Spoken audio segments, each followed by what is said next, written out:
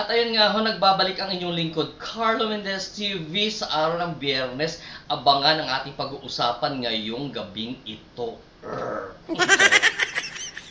Three, two, one, let's go!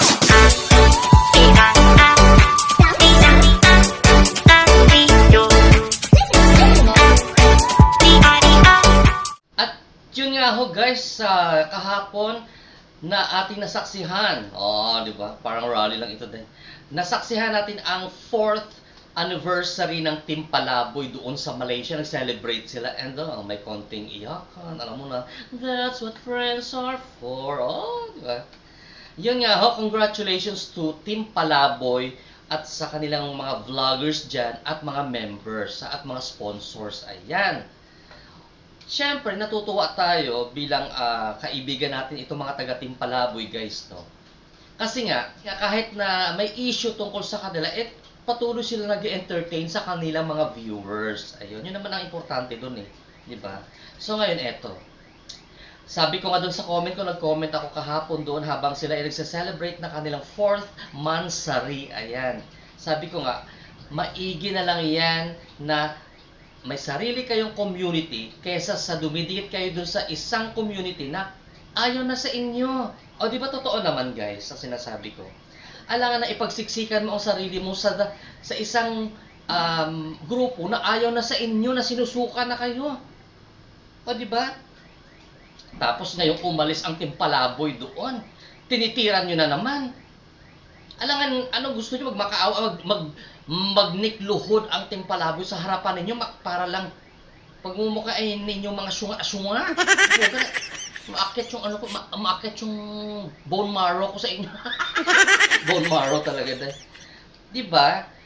Umalis na nga yung mga dating defenders sa inyo diyan sa kabila. Ngayon, eto pa issue pa kayo ng issue. Ito si Dash Blue na ito. Madada itong Dash Blue na ito, dai. Pinakain na ata ito ng pepe ng baboy, dai. Diba? So anong gusto ba ninyo, magmakaawa itong Team Palaboy, makipagsiksikan sa inyo diyan kahit na itinutulak na ninyo palayo yung mga tao na yan, ha? Diba? Kasi ganito lang yan. Kahit sa akin naman, kung ayaw sa akin ng tao, di wag. Bakit? Magtayo ako ng sarili kong sarili. Sarili kong sarili. Sarili kong sarili. Di mag-isa ako, bakit? Hindi ko kailangan lumayo kayo sa harapan ko. Go away and find your ways to hell. To hell talaga. Diba? Ganun lang ho yun. Ang gusto ata na itong mga kalaban ng Team Palaboy is magnikluhod kayo, Team Palaboy, doon sa kanila at magmakaawa at magmukhang tanga ba? Mukha kayo mga parang kayo mga pulubi na nagmamakaawa sa kanila doon. Diba? Di kasi kung ayaw ninyo doon sa Team Palaboy, sa dating defenders na umalis doon sa grupo na yan, di tahimik na dapat ang mga bunga, zipper na dapat, wala ng issue. Kasi kayo din naman ang sabing, wag nyo kami, ayaw na namin sa inyo. Diba? Diba? Ngayon umalis sila ngayon, ang dami pa rin issue. So anong gusto nyo? Magmakaawa sa inyo? Bakit sino kayo? Kayo ba ang bigasan ng bayan na pag wala kayo, hindi kami makakabili ng bigas? Puga itong animal, alibiseng! Animal ka talagang malam ka. Diba? Kaya maganda yung ginagawa ng Team Palaboy kasi through that new team na kanilang binuo is magki-create sila ng sarili nilang identity na hindi sila sumasanib doon sa identity ng iba. Di ba, Joke? Si Joke na. Joke na. Hindi ko kasi mabuhat yung tripod, di ba? Mahulog yung microphone si Joke. Ayan o. Di ba nung International Golden Awards Philippines 2023 ito? Sponsor yan ni Tita Susan Vergara. Shout out kay Tita Susan Vergara, ha. Hindi lang ako naka-attend that time. Diyan pa, Joke, ha. Mas joke. Ayos ang joke. Ayan ho.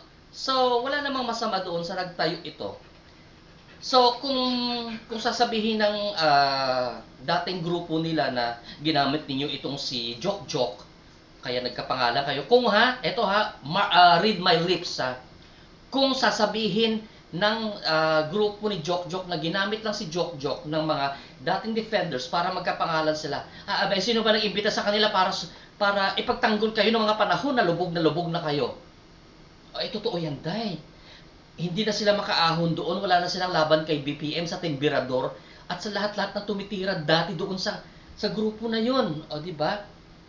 The reason why itong si Flying V, charot na. Si Flying V nag to the rescue kay, di ba? AC. Oh, pinapasok nila ito sa AC para yun ang bira ng bira ngayon nung bumira naman ito si AC ng bumira at umangat tuwan-tuwa naman kayo.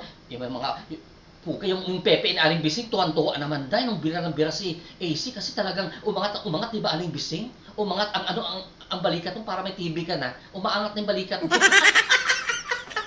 May tuberculosis ka ba, Aling Bising?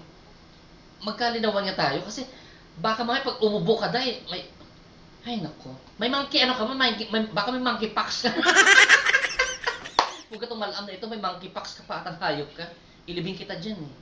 So bagay, Aling Bising, pag kahit ilibing ka ngayon, okay na, parang patay ka na. Mukhang patay ito sa Aling Bising din po. Butok balat na siya, day. Ay, kaloka. Ay, kapagod magsalita. I'm tired. Pugay. Diba? So pinapasok na nyo sa AC dyan. Tapos ngayon, nung umalas yung tao, dakdak kayo ng dakdak. Para kayong Armalite dyan. O, diba? So at least, umalis na, dapat tahimik na kayo ang mga kaluluwa ninyo. Kaluluwa talaga. Mga kaluluwa, di ba? Kanya-kanyang respetuhan. Kaya tuman sumasagot yung bawat kabila, kaya nagbibirahan kayo dyan. Tuwad! Charot. Ay naku, Aling Bising, tuwad! Finger pa mo!